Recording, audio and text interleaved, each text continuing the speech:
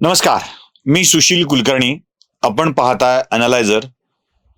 हात जोडून यासाठी बोलतोय की आत हात जोडूनच मी आपल्याशी संवाद साधणार आहे.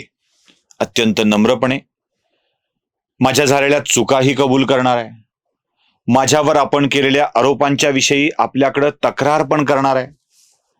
चुकले मुकले शब्द मुलांचे गोडच जनकाते असं मानून आपण माझ्या चुका पदरात घेत आलात. आपण मला बळ देत आलात, शक्ती देत आलात. पण त्यासोबतच आणखी काही विषय जे माझ्या मनातले मी मांडले त्यावेळेला आपण मला सुनावतही आलात.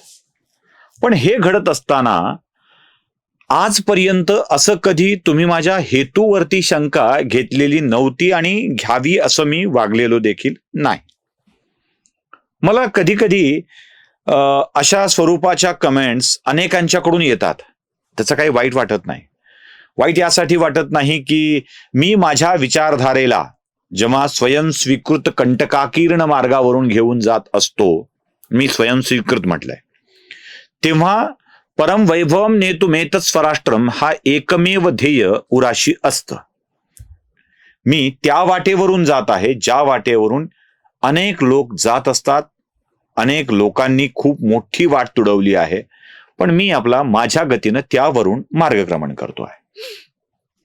मी हेही मानायला तयार आहे की प्रत्येक युद्धात लढलेल्या सैनिकांना ताम्रपत्रच मिळेल असं अजिबात नाही. असं अजिबात नाही. ताम्रपत्र मिळत नसतं आणि प्रत्येक सैनिक ताम्रपत्रासाठी लढत नसतो. विचारांच्या या लढाईत जीव गेला तरी बेहत्तर, पण ताम्रपत्रासाठी लढत नाही. कारण माझ्या विचारांची ज्योत सतत तेवत राहिली पाहिजे. माझ्या म्हणजे मी ज्या विचारांच्या पायीक आहे त्या विचाराची ज्योत सतत तेवत राहिली पाहिजे, यासाठीचाच हा अल्पसा प्रयत्न आहे. याला मी भव्य मोठा असंही मानत नाही. पण या विचारातल्या अभिव्यक्ती होत असताना, राजकीय मत व्यक्त होत असताना, मी माझी निष्कर्ष अथवा मत व्यक्त केल्यानंतर त्याच्याविषयी त्यांचे समर्थक जेव्हा माझ्यावरती तुटून पडतात त्याच विचारधारेचे, आणि ते माझ्या हेतूवरती शंका घेऊ लागतात, तेव्हा मन खट्टू होतं, तेव्हा मन नाराज होतं. आणि तेच नाराज मन घेऊन तुमच्या समोर मी आलो आहे. पहिल्यांदा माझ्या झालेल्या चुकांची दुरुस्ती करतो. राज्यसभेच्या विषयामध्ये मी अनिल बाबर जे आमदार दिवंगत झाले ते कोकणातले आहेत असा सहज उल्लेख करून टाकला होता. कारण मी जे बोलतो ते स्क्रिप्टेड नसतं, ठरवून नसतं, किंवा समोर काही नोंदी फारशा नसतात. त्यामुळे अनिल बाबरांचा चुकून कोकणातला असा उल्लेख केला. कारण त्यावेळेला अनेक विचार सुद्धा मनात येत असतात, पुढच्या व्हिडिओचे विषय सुद्धा सुचत असतात. त्यामुळे तो उल्लेख झाला, तो चुकीचा होता. त्यामुळे त्याच्याबद्दल मी मनपूर्वक क्षमा मागतो, ती दुरुस्ती करतो. नंबर 2, हंडोरे पडले आणि जगताप आले. मी जगतापांचा गेम झाला होता असा उल्लेख केला होता विधान परिषदेच्या निवडणुकीमध्ये. तीही माझी सपशेल चूक होती. ओघात कोण पडलं आणि कोण आलं हे मला सांगता आलं नाही. हंडोरे पडले आणि जगताप आले, गेम हंडोरेंचा झाला. मी जगताप पडल्याचा उल्लेख केला होता. मी त्यासाठीही आपली क्षमा मागतो. म्हणजे 2 मुद्दे मी चुकलेले होते आणि त्याबद्दल मी आपली क्षमा मागतोय. हे वारंवार झालंय. माझ्याकडून चुकाही होत राहतात, त्या चुकांची माफीही मी मागत राहतो. काही विषय तर संदर्भ चुकतात, ते सांगावे लागतात. मी काय सर्वज्ञानी नाही आहे, मी काय असा घटनातज्ञ नाही आहे की माझंच सगळं बरोबर असतं असं नाही. जे बरोबर आहे ते सांगण्याचा प्रयत्न असतो, ते बरोबरच असतं. माझ्या सांगण्यात चूक होऊ शकते, त्यामुळे त्या चुकांची दुरुस्ती मी इथे करतो आहे. त्याबद्दल आपली मनपूर्वक क्षमा देखील मागतो आहे. आता येतोय माझ्या सांगण्याच्या मुद्द्यावरती. मायबाप हो, आपण आहात म्हणून मी आहे. मला कालच्या राज्यसभेच्या व्हिडिओवरती जवळपास माझ्या 90% व्हिडिओवरती सगळे सहमत होते. 10% भागामध्ये ज्यात मी 2 व्यक्तींचे उल्लेख केले आहेत. एक म्हणजे छत्रपती संभाजीनगरच्या विजया रहाटकर आणि दुसरे ठाण्याचे विनय सहस्त्रबुद्धे. विनयजी सहस्त्रबुद्धे आणि विजया रहाटकर यांच्या कामाविषयी माझ्या मनात आत्यंतिक आदर आहे. त्यांच्या योगदानाविषयी आदर आहे. त्यांनी दिलेलं पक्षासाठीचं किंवा विचारधारेसाठीचं योगदान याच्याविषयी माझ्या मनात तिळमात्र शंका नाही. हेही खरं आहे की जे लोकसभेत निवडून येऊ शकत नाहीत, जनतेतून निवडून येऊ शकत नाहीत, त्यांना राज्यसभेवरती संधी दिली जाते. पण यातल्या विजया रहाटकर या जनतेतून निवडून येणाऱ्या पैकीच्या एक आहेत. त्या संभाजीनगरच्या महापौर होत्या. त्या स्वतःला लोकनेता असल्याचं सांगतात, त्या लोकातून निवडून येत असल्याचं सांगतात. म्हणून त्यांना संधी देताना तेच मेरिट लावलं जावं असं माझं मत आहे, ज्या मतावरती मी ठाम आहे. नंबर 2, ठाण्याच्या लोकसभा मतदारसंघातून विनय सहस्त्रबुद्धे इच्छुक आहेत. त्यांना तिथून निवडणूक लढवायची आहे. ठाण्यातून ते इच्छुक असतील तर स्वतः विनय सहस्त्रबुद्धेंना आपण लोकसभेच्या रणांगणात उतरू शकतो आणि विजयी होऊ शकतो याचा विश्वास आहे. म्हणजे ते लोकसभेला निवडून येऊ शकत नाहीत असा विचार त्यांच्या मनात नाही. मग त्यांचे समर्थक लोकसभेला येऊ शकत नाहीत म्हणून राज्यसभेवर पाठवा असा दावा का करतायत? त्यांना लोकसभेचं तिकीट मिळालं तर माझं नाव नाही आहे. त्यांना लोकसभेची संधी मिळाली होती, त्या एका केंद्रातल्या विशेष विभागावर 2 टर्म काम करण्याची संधी मिळाली आहे. आणि व्यक्तिगत राग माझा काय असणार आहे? अहो, जो व्यक्तिगत राग आहे तो मी स्पष्ट केला तर त्यांना वाईट वाटेल म्हणून मी तो स्पष्ट करत नाहीये आणि त्या रागापोटी अजिबात बोलत नाहीये. दानत हा जो शब्द मी वापरलाय ना सहस्त्रबुद्धेंच्या विषयात, होय दानत. राजकारणात यशस्वी होण्यासाठीची एक दानत लागते. ती दानत सहस्त्रबुद्धेंच्या मध्ये नाही, हे माझं व्यक्तिगत मत आहे आणि ते मी आपल्या समोर मांडलंय. त्याच्याशी सहमत असावंच असं माझं म्हणणं नाही. मी तुम्हाला अजून एक उदाहरण दाखवतोय आता. काय आहे की ज्यांना सहस्त्रबुद्धे, जावडेकर, रहाटकर यांचं समर्थन कुलकर्णींनी करावं, त्यांना मिळावंच असं वाटतं, त्या माणसांसाठी एक गोष्ट मला दाखवायची आहे. तुम्ही सगळे आयुष्यभर ज्याचा दुस्वास करत आलात, ज्यांच्या राजकारणाला विरोध करत आलात, त्यांच्याच घरात जाऊन मैफिलींच्या मध्ये, मेजवानींच्या मध्ये उपस्थित राहणाऱ्यांना तुम्ही काय म्हणाल? जरा दाखवतो. सुप्रिया सुळे काल रात्री जे काही बोलल्या ते तुम्हाला दिसणं आवश्यक आहे. आधी सुप्रिया सुळेंचं वाक्य ऐकवतो. जर रिटायर होत आहेत त्यांच्यासाठी आमच्याकडे गेट टुगेदर आत्ता चालू आहे.